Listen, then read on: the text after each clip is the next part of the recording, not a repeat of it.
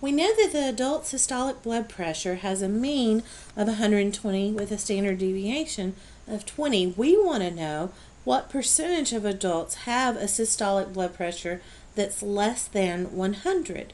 To work this problem, our first step is to state it in terms of the variable. Since it's less than 100, we want to know the probability that our variable is going to be less than 100.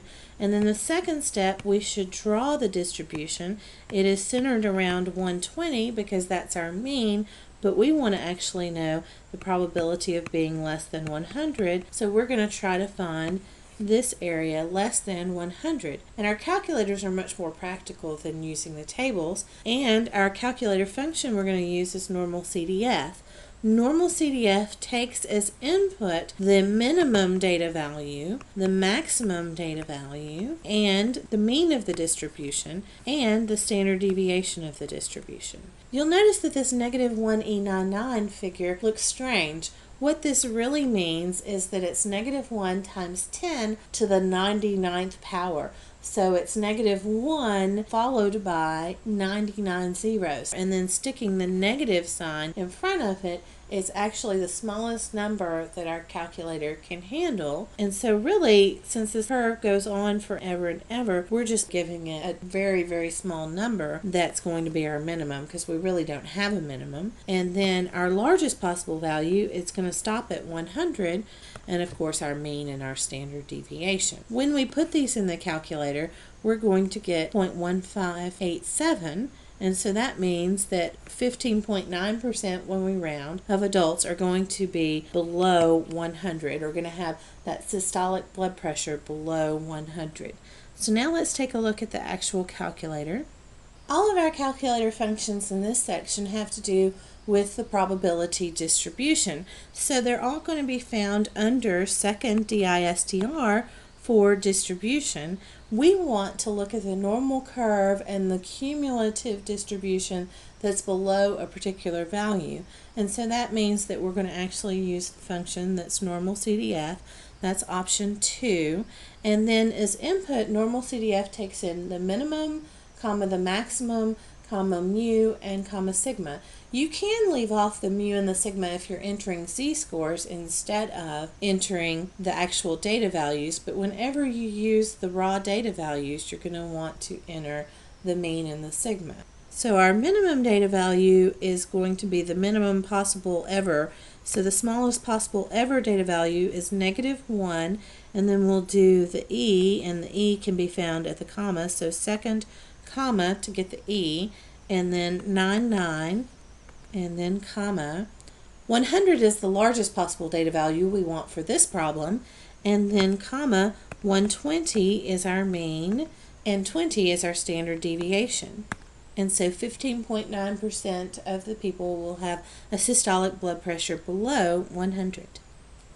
Here we have the same distribution, but we want to find the probability that the blood pressure is greater than 133. So we would first draw the graph, and it's centered at 120, but we would mark 133, and then we would shade everything to the right of 133. So we want 133 and beyond. So the probability of being greater than 133, 133 is going to be our minimum, and now positive 1E99, the largest possible value our calculator can handle, is going to be our maximum.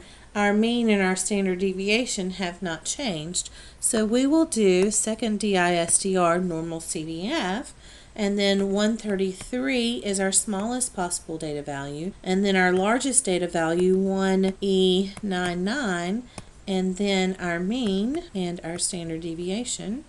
And 25.8% of adults are going to have a systolic blood pressure that's greater than 133.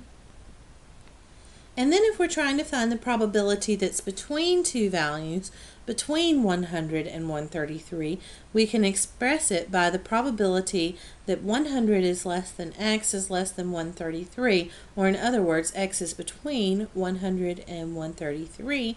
We're still going to use that normal CDF function. Our minimum this time is going to be 100, our maximum is going to be the 133, and we'll have the same mean and standard deviation as we've had before. So we want to do second DISDR, option 2, our minimum data value, comma, our maximum data value, comma, our mean, comma, our standard deviation. And that will tell us that 58.3% of adults have a systolic blood pressure that's between 100 and 133. And then we can also do these problems in reverse. If we want to find the first quartile of this distribution, remember our distribution is going to be centered at 120, and then the first quartile, Q1, will mark where 25% or the first quarter of the data is going to be. So that means our probability of being less than the first quartile has to be 0.25. So we know the probability. We want to find what the actual data value is. This is doing the exact opposite that the normal CDF function did. So we can actually use the inverse norm function that takes in the probability to the left. So this is probability to the left. And then it also takes in the mean and the standard deviation of that distribution. So if we look at the calculator, we're going to do second DISDR just like we've done before. And then inverse norm is the third option. So we'll do it. And we'll enter probability to the left, comma, mu, comma, sigma. And that will tell us that our first quartile is at 106.5, so that means that 25% of our people will have a systolic blood pressure that's below 106.5. We also want to know 10% of adults have a systolic blood pressure above what level? Well, above, that means that we have a probability of 0.10 that's to the right. But inverse norm actually takes in probability to the left instead of to the right. We know that if the probability to the left is 0.10, then the probability to the right has to be 0.9, because 0.9 and 0.10, they add together to be a whole 1, and these always have to add together. So we can always find this area to the left by subtracting area to the right from 1. And doing this on the calculator, second DISDR, inverse norm, area to the left, 0.9, comma, the mean, comma, the standard deviation. And so we know that 10% of adults have a systolic blood pressure that is above 145.6. We can also use these scores to compare two different distributions. Let's suppose you took both the SAT and the ACT and you wanted to see which one you did better on, which one you should submit. Well, if your score was 650 on the SAT, you can take the mean and the standard deviation and convert that to a z-score. Remember, you'll have x minus mu over sigma. And you can do the same thing for the ACT.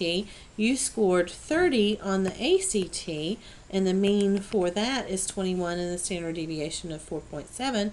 So you can put all of those together in your z-score, x minus mu over sigma, and you'll know that your z-score here is 1.91. So for the ACT, you scored 1.5 standard deviations above the mean, and that's really good. But for the ACT, you scored 1.9 standard deviations above the mean, and that's even better. So the ACT is the test that you scored better on.